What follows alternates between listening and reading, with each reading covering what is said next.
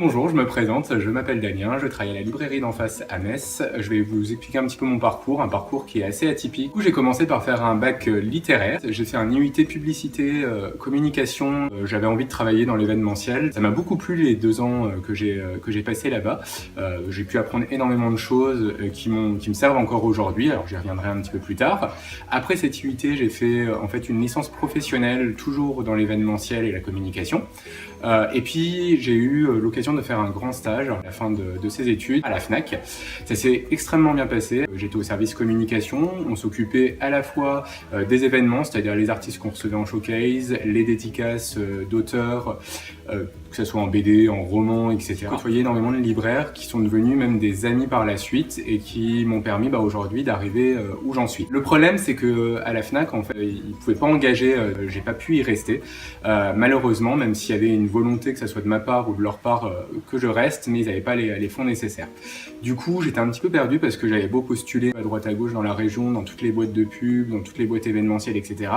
Mais personne ne recrutait, où il fallait avoir énormément d'expérience avant, et malheureusement, quand on débute, c'est pas un manque d'expérience. Je savais pas trop quoi faire, j'avais pas trop envie de monter sur Paris parce que je vis dans une région qui me plaît. J'ai beaucoup réfléchi, comme je trouvais rien, je voulais pas rester non plus inactif, et j'avais une autre possibilité, autre chose que j'ai toujours eu envie de faire, c'est transmettre un savoir, donc c'est travailler auprès de la jeunesse, et du coup, je suis devenu un assistant d'éducation, en gros un pion. J'avais pour objectif de passer le concours de CPE. C'est très bien passé, mais c'était pas exactement ce à quoi je m'attendais. Je faisais toujours le gendarme, il y avait vraiment un rapport de force qui s'installait avec les élèves, et c'était pas du tout ce que je recherchais.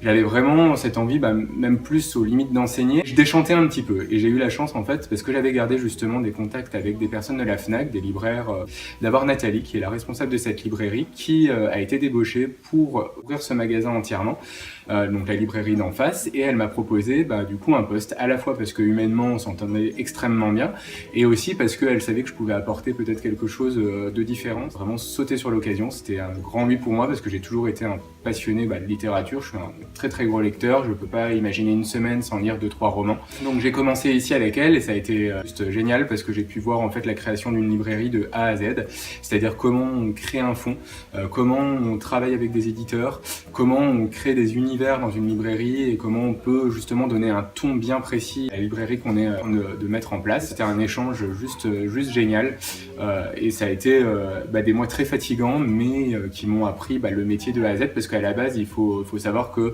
la jeunesse, alors je lis un petit peu de new adulte, de romans pour ados, mais je m'y connaissais absolument pas. Et puis Nathalie, elle a réussi à m'insuffler un peu cette passion, même des albums, des activités, des documentaires pour jeunes, parce que c'est foisonnant ce qui est proposé. Donc la particularité de la librairie, ça va être qu'on va faire énormément de conseils, plus peut-être que dans une librairie classique ou dans une grande enseigne. Les gens, ils cherchent des albums ou des documentaires, des romans qu'ils n'ont pas l'habitude de trouver ailleurs, qu'ils n'ont pas l'habitude forcément de lire ou de montrer à leur enfant. Il faut qu'on ait lu tous les albums qui sortent, il faut qu'on ait feuilleté tous les documentaires pour pouvoir conseiller au mieux les lecteurs, etc. Le travail consiste aussi à monter des événements, parce qu'on veut que la librairie, ça soit un lieu vraiment vivant.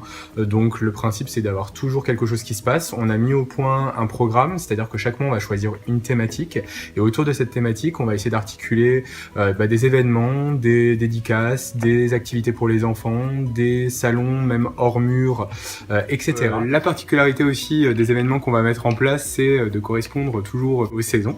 D'ailleurs, en ce moment, du coup, c'est Noël, c'est pour ça qu'on voit plein de décorations derrière moi, et il va falloir offrir des livres, n'oubliez pas. Et pour l'occasion, je vous parle d'ailleurs de 2 petits coups de cœur que j'ai pu avoir et que je conseille régulièrement en ce moment, notamment La moitié d'un roi de Abercrombie, qui est un livre de fantasy juste absolument génial, et puis Nous autres simples mortels de Patrick Ness. Donc son précédent roman a très bien marché, il va sortir un film adapté du coup de ce roman, et celui-ci c'est vraiment un peu inclassable mais absolument génial. Spécialisé dans la publicité. C'était... En fait, j'ai pas de notes, et comme du coup, je prépare là, sur le coup. Est-ce que tu peux penser en silence sans faire tu vois. Je crois que ça va être impossible, du coup, parce qu'en plus, maintenant, je le sais. Du coup, j'ai fait...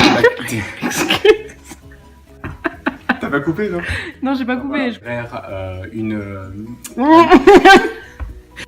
Je suis désolée, c'est ma faute. C'est pas de soucis. J'arrête. J'allais devoir passer Pardon. Attends. Elle m'a appelé. Ouais.